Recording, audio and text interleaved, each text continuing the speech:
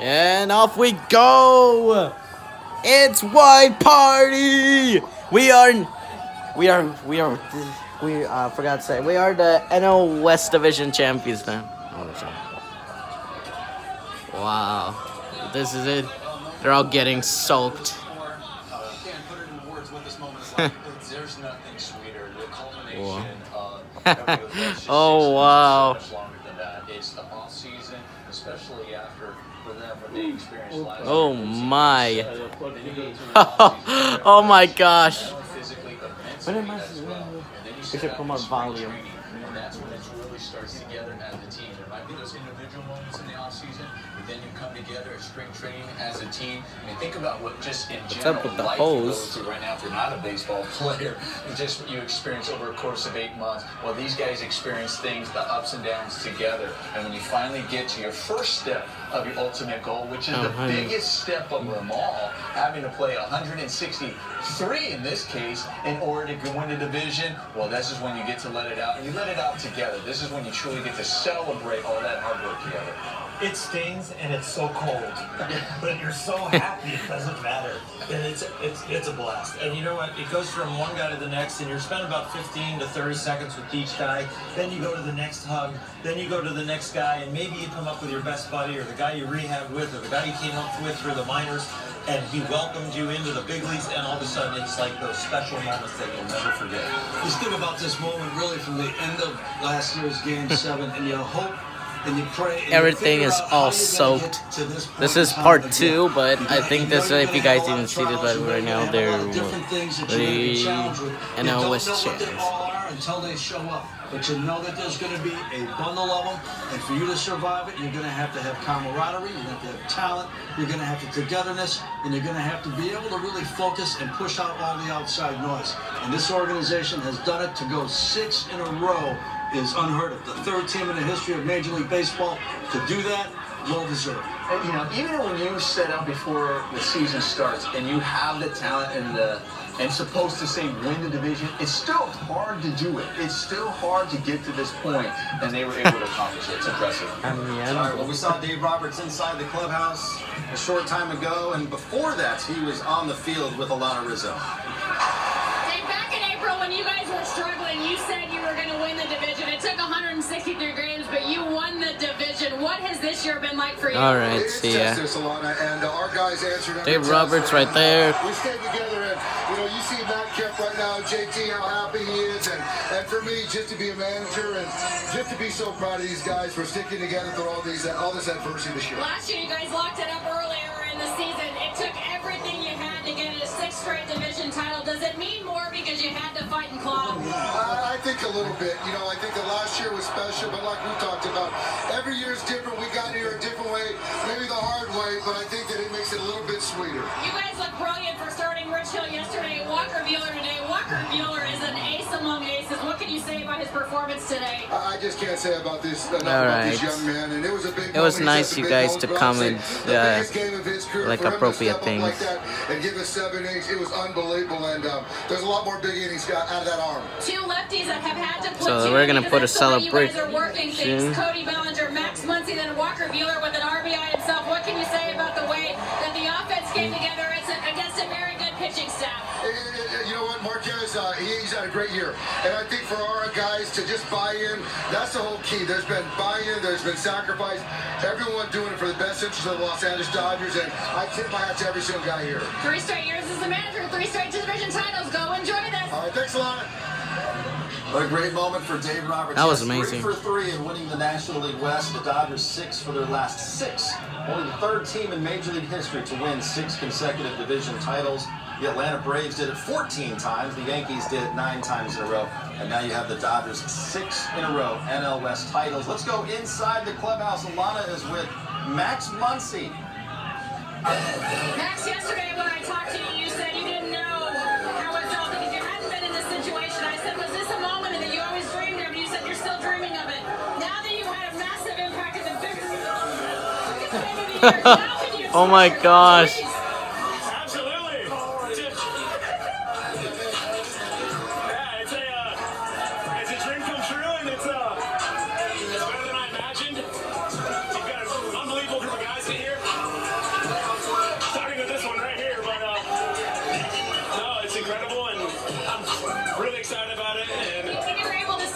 There's Yasiel Puig. How good do you feel contributing to what the ultimate goal is? Feel incredible. You know, I was able to get fish and drive it, but Oh, that's good. It's happening. Oh, it's happening. How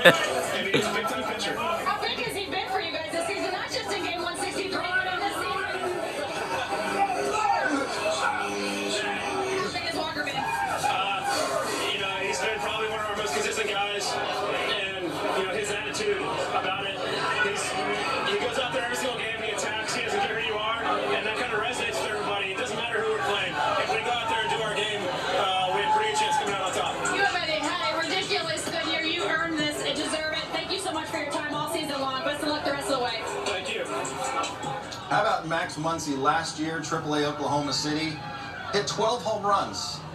He went deep today for the 35th time. He finished top 5 in the National League in home runs. It's unbelievable. Ned, you said you can never really remember hearing a story quite like this one Max Muncy told this year. No, it's not like he's a 22-year-old player that was in the minor leagues for a couple of years and then suddenly figured it out.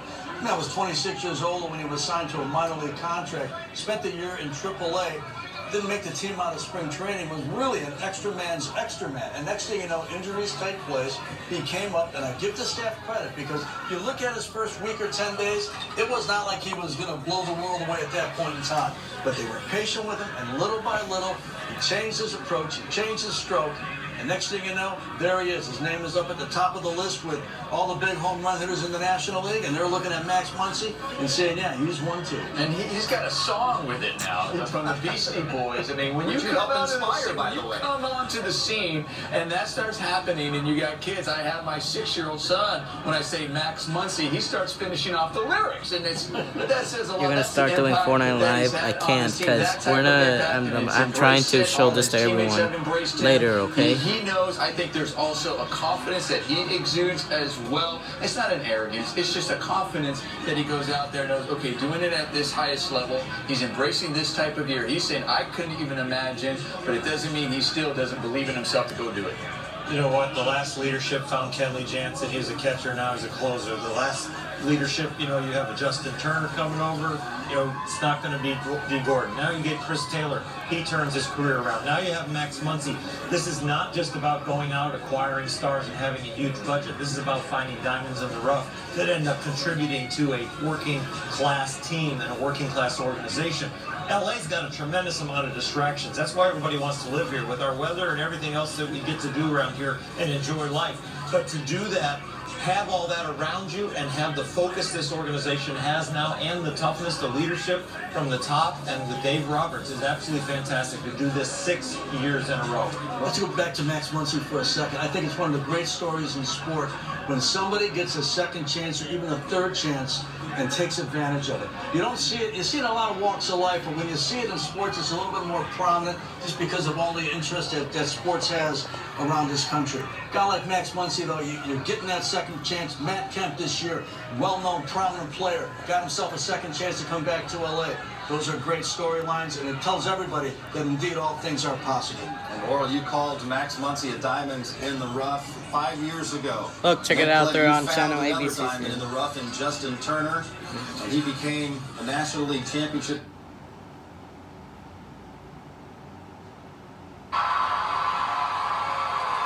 Oh, yeah. They were showing on channel ABC. Yeah, okay. JT, as a veteran on this club, you know what it's been like. Okay, yeah, hold on for a minute. So many conversations, so many pep talks, and you guys got it accomplished once again. What's going on in your head? Just proud of these guys, proud of the maturity, watching these guys, you know, grow up, make adjustments, battle through tough times, and it's been unbelievable. I love these guys, and we're not done yet. We got a lot of work ahead of us. How fitting is it that it came to game 163, considering the adversity? You missed the first 40 games, Clay down the DL, you lose Corey for the entire year. Kenley hasn't been quite right until now. Yeah, it's unbelievable, unbelievable. It wasn't easy, and you know, last year we had a big lead, and it kind of fell apart towards the end. This year we're playing meaningful games going into the playoffs, and we're going to carry this momentum right into Thursday. Enjoy this, thank you. Yes, the Dodgers celebration still in its early stages right now. Quite a few bottles have already been killed, if you will. A lot of empties in there. Dodgers enjoying soaking it all in more ways than one right now. Well, I always laugh. I always go, the reason I have chuckles, you see all those bottles that are empty, well, they weren't consumed. A lot of it, not all of it's consumed. But look, there's all TV channels. There's Galivisión and ABC 7 News. Because we have more games to play. Yeah, you don't really drink much. The only thing you get in your mouth is what comes over your head. Mom, voy a checar Canal Other than 6. that, and they'll be wheeling those carts out soon to get a new fresh batch. Yeah. You already know. They're fired up that this guy is here. He's like, listen, we got to go out there and making sure that every clubhouse has these on hand. Yeah, you can see right there. There's I see Canal channel 7. He wants to feel the sting. He wants to feel the burn because he said you never know how many more times you're going to get a chance to enjoy this. He wants to feel the burn. In fact, he's feeling it right now with Alana. Clayton, we talked about this when you guys Clayton Kershaw. Now you have the division once again for the 6th straight time. What does this whole thing mean to you? You can't describe it. I mean, I've been here for all 6 now, and I mean, who gets to say you won 6 division titles? It's unbelievable. It's not the ultimate prize, obviously, and we're still searching for that, but you know, it's good to go to the dance 6 times. It doesn't happen every day. There is such a belief in one another. You guys have such confidence in yourself. When it actually matters in a game like this, you get it done. What can you say? I know you want to feel a burn, my friend. You want to feel a burn. Yeah, it's today is just another example. You know, I think what Walker did was unbelievable. Once again, you never tell him how good he is because he already knows. But he really is. He's incredible. One of the best young pitchers I've seen in a long time. At what point did you have a sense of this that you were going to get it done today? After Billy hit that homer, you know, I think that, you know, Marquez throwing the ball really well too. And Billy hits that homer, and then Muncy hits one as well to kind of add the insurance. We're feeling pretty good at that point. You guys have never wavered in what you want They're to showing do. acá en Telemundo. You've done that for 6 straight years. You get to host the Atlanta Braves. How much more solace do you get in knowing you get to start at home on Thursday versus having to do the wild card? Yeah, you know, home or road, you know, we liked our chances, but I think, you know, just the consistency of being at home, don't have to travel to the East Coast yet, I can stay at home for a few days. It's going to help a little bit for sure. It's been a pleasure. Thank you so much. All right, thank you. Yeah, we talked about this a little bit on Saturday. I remember being in the clubhouse. Clayton Kershaw was a rookie, and he wasn't even old enough to drink the champagne yet at that point. He was celebrating with his teammates. And since then, we've really seen quite an evolution. And Nomar, you saw this firsthand as his teammate, and then obviously you saw it as well. You saw him evolve as a pitcher. And I think this year, Orr, we're seeing kind of another evolution with Clayton Kershaw. You know what, if you're going to be a winner for a long time in your career, and he's moving from Mount Everest of what he was producing, and he's raised the bar for himself, but he's trying to get to that bar in a different manner, and I think it just shows how much he wants to win. We've heard through his younger years and the prime of his career, it's only about winning. It's only about staying out there as long as I can for my guys and winning the game. And he's proving that he was telling the truth, because now, with less stuff, but new style, he's still winning and winning a ton. Well, we've said this before, right? One is to climb the mountain. Everybody thinks you climb the mountain, you get to a peak, and it's a peak for a reason, because then you end up going down the mountain. Well, it's really the hardest part is make it plateau once you reach the top. And that's what Clayton Kershaw has done for so many years. And even when it's his maybe diminishing a little bit, it's still a plateau. It is not going down. It's not on its way down. There's Pulley right now. About the type of person, a type of competitor, and a type of athlete that he is. Kind of reinvented himself a little bit this year. That transition will probably continue for a few more years. I think having Walker Buehler there next to him is a plus for Clayton. It doesn't all fall to Clayton Kershaw. I think that makes the team better. That makes the pitching staff better. That may make Clayton a little bit better. But I know he takes this very serious. I know his idea of a complete career is a World Series. Anything else he does without a World Series, it's going to be a little bit emptier than it would be with that championship ring.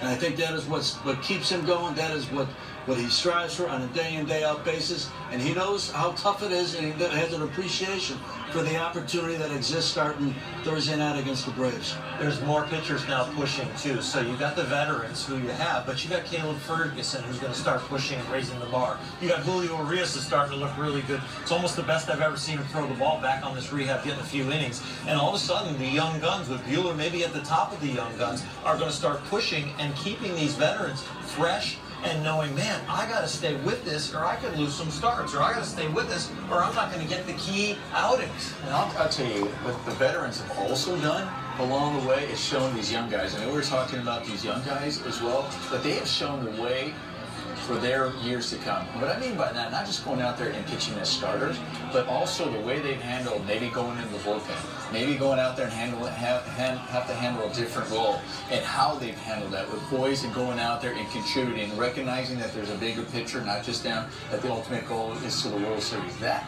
guys see that and recognize it. When you're a young player coming up and you see that from the veterans, that stays with you as well. I think the front office, too, takes the long view. When you think about the patience that they showed with Max Muncy early in this season, the patience they showed with Caleb Ferguson, you look at this team, they do not have a starting pitcher with 200, 210 innings, which typically you'll find at this point in the season, and you're going to ask them to give you another 30 or 40 between now and the end of a World Series.